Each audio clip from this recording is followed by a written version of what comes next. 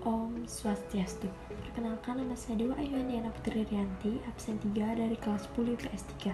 Perkenalkan, nama saya Niputu Cecilia Arisa Putri, saya dari kelas 10 IPS 3, absen 31. Perkenalkan, nama saya Made Dinona Rahunata dari kelas 10 IPS 3, nomor absen 21. Saya dari kelompok 1 sisi ganjil akan menjelaskan tentang nilai sosial. Yang pertama, saya akan menjelaskan tentang nilai sosial. Pada dasarnya, nilai merujuk pada sesuatu yang abstrak dan dimiliki oleh seseorang atau masyarakat. Menurut Sujono Sukanto, nilai sosial adalah ide yang benar bagi masyarakat dan berlaku secara turun-temurun.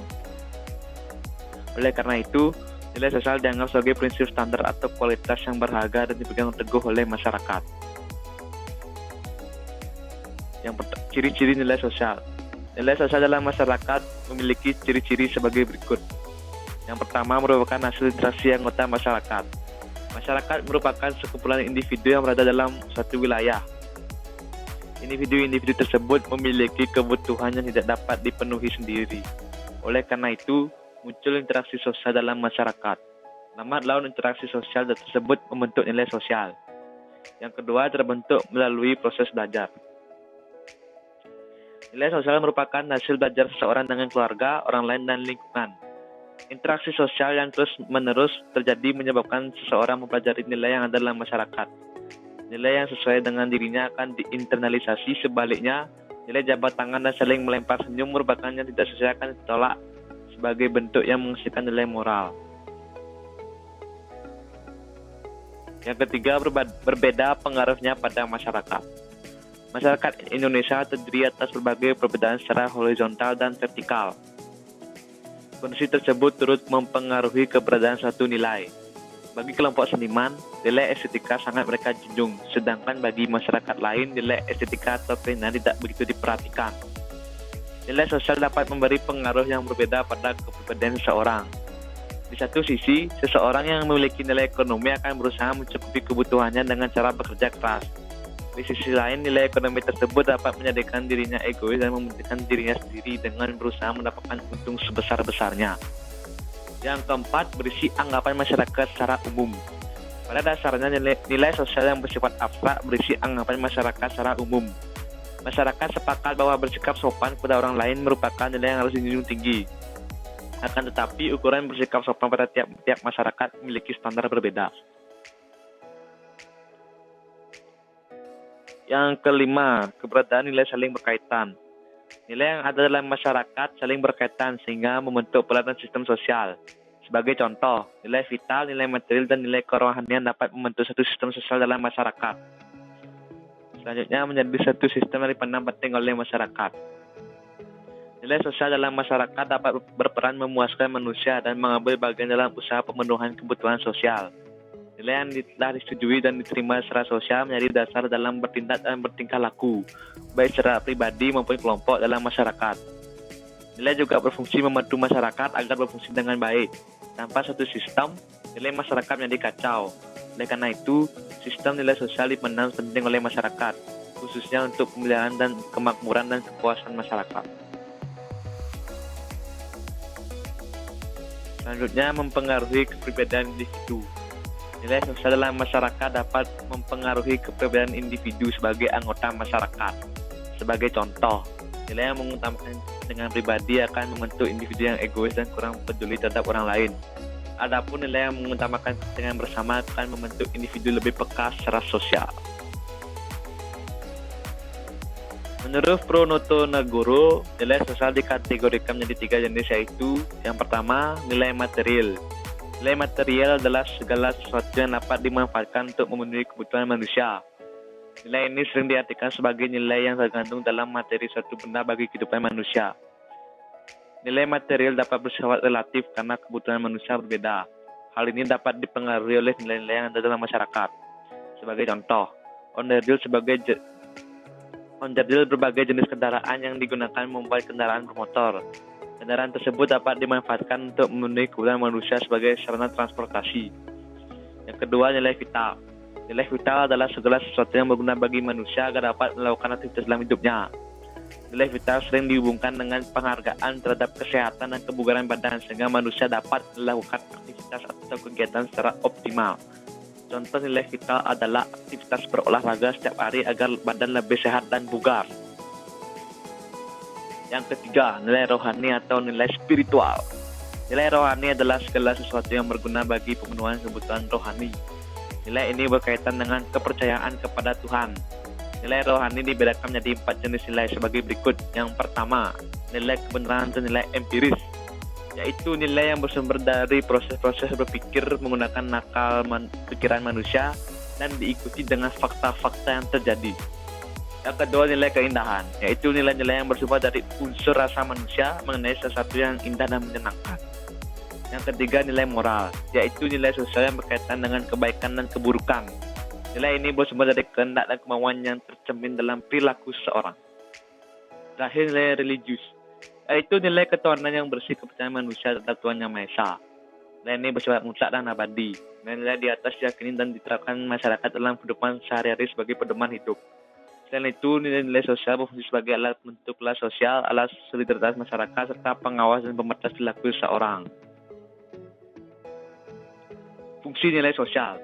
Dalam sosiologi, nilai berfungsi sebagai langkah persiapan bagi penunjuk-penunjuk penting untuk memprediksi perilaku. Selain itu, nilai memiliki kegunaan praktis lainnya. Adapun fungsi atau kegunaan nilai sosial dalam masyarakat sebagai berikut. Yang pertama, alat penentu kelas sosial. Nilai sosial memiliki fungsi untuk menentukan harga dan kelas sosial dalam stratifikasi sosial.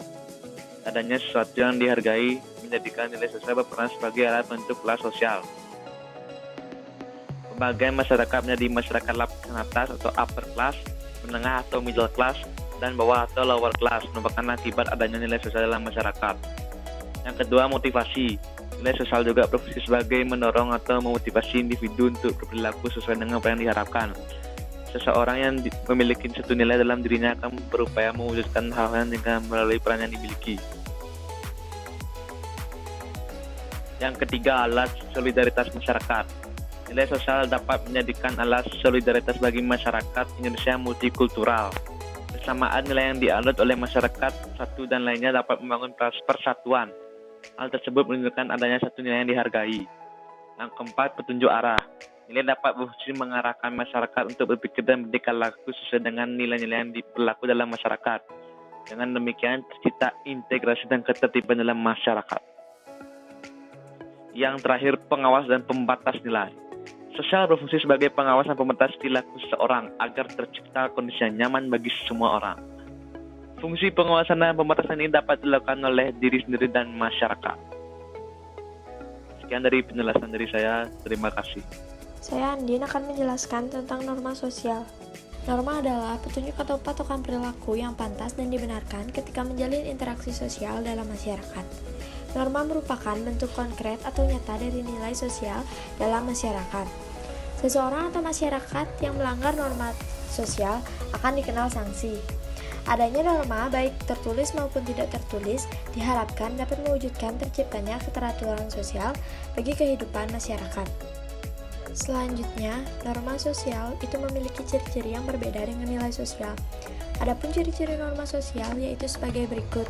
Yang pertama merupakan hasil kesepakatan bersama, yang kedua terdapat sanksi bagi pelanggarnya, yang ketiga berupa norma tertulis dan tidak tertulis, yang keempat bersifat dinamis. Dalam kehidupan masyarakat terdapat berbagai norma sosial. Norma sosial dapat dikategorikan berdasarkan daya ikatnya, berdasarkan sanksinya, dan berdasarkan resmi atau tidaknya norma sosial. Untuk mengetahui macam-macam norma, simak setelah berikut. Macam-macam norma sosial. Berdasarkan daya ikatnya, klasifikasi norma sosial berdasarkan daya ikatnya adalah sebagai berikut. Yang pertama itu ada cara atau usage. Cara atau usage adalah suatu bentuk perbuatan tertentu yang dilakukan oleh individu-individu dalam pergaulan sehari-hari dalam masyarakat. Cara atau usage ini memiliki daya ikat paling lemah dibandingkan norma lain. Pelanggaran terhadap norma cara akan mendapatkan celaan. Contoh norma cara itu adalah seseorang yang tertawa terbahak-bahak. Bagi beberapa masyarakat, tertawa terbahak-bahak dianggap tidak sopan. Selanjutnya ada kebiasaan atau folkways. Kebiasaan atau folkways merupakan perbuatan berulang-ulang dengan bentuk yang sama serta dilakukan secara sadar. Perbuatan tersebut mempunyai tujuan jelas yang dianggap baik dan benar oleh masyarakat.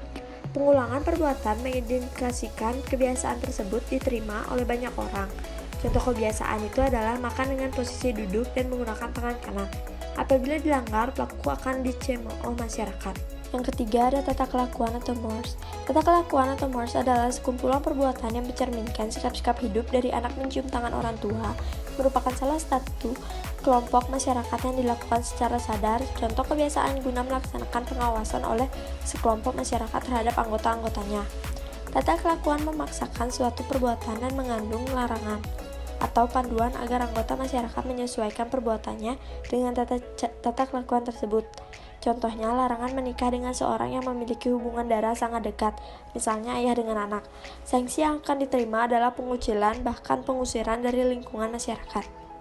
Yang keempat, itu ada adat istiadat atau custom. Adat istiadat ini adalah tata kelakuan yang terintegrasi secara kuat dengan pola-pola perilaku masyarakat. Anggota masyarakat yang melanggar adat istiadat akan dikenal sanksi tegas, misalnya pengucilan atau dikenai hukum adat. Contoh adat istiadat itu adalah sanksi tridande atau artedande, yudande, dan sangaskara dande dalam hukum adat Bali. Yang terakhir ada hukum atau laws. Hukum merupakan sekumpulan aturan resmi dan tertulis dalam masyarakat yang berisi ketentuan-ketentuan perintah serta larangan agar tercipta suatu keadilan. Pelanggaran terhadap hukum akan dikenai sanksi tegas berupa penjara dan denda sesuai ketentuan pengadilan. Aturan-aturan hukum biasanya berbentuk buku tertulis, buku saku Undang-Undang Dasar Negara atau kodifikasi, contohnya Undang-Undang 1945, UU, Kepres, Perpres Republik Indonesia 1945 yang merupakan bentuk hukum terus dan KUHP. Selanjutnya, norma sosial dibuat sebagai wujud nyata nilai dalam masyarakat. Dengan adanya norma, masyarakat memiliki pedoman dalam bertingkah laku demi mewujudkan keteraturan sosial. Adapun fungsi norma sosial itu adalah sebagai berikut. Yang pertama, sebagai pedoman tingkah laku dalam masyarakat. Norma sosial merupakan aturan yang telah disepakati untuk menjadi pedoman tingkah laku anggota masyarakat. Misalnya, norma hukum. Semua lapisan masyarakat wajib mematuhi norma hukum sebagai acuan dalam bertingkah laku, seperti berkendara dengan baik. Setiap anggota masyarakat wajib menaati norma hukum yang berlaku. Yang kedua, itu sebagai alat untuk menertibkan dan menstabilkan kehidupan sosial. Keberadaan norma juga berfungsi sebagai peraturan yang dapat menertibkan dan menstabilkan kehidupan sosial.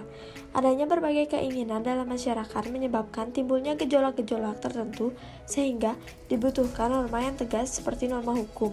Yang ketiga, itu ada sebagai sistem kontrol dalam masyarakat. Norma juga berfungsi sebagai pengontrol dalam masyarakat.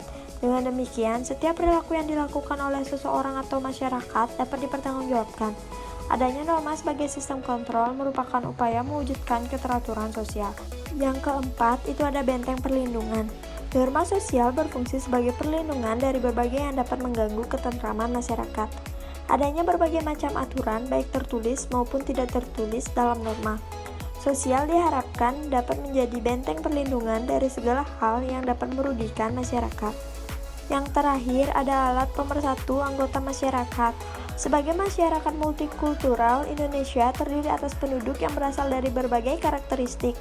Norma sosial dapat menjadi alat pemersatu dalam masyarakat agar tidak terjadi perpecahan.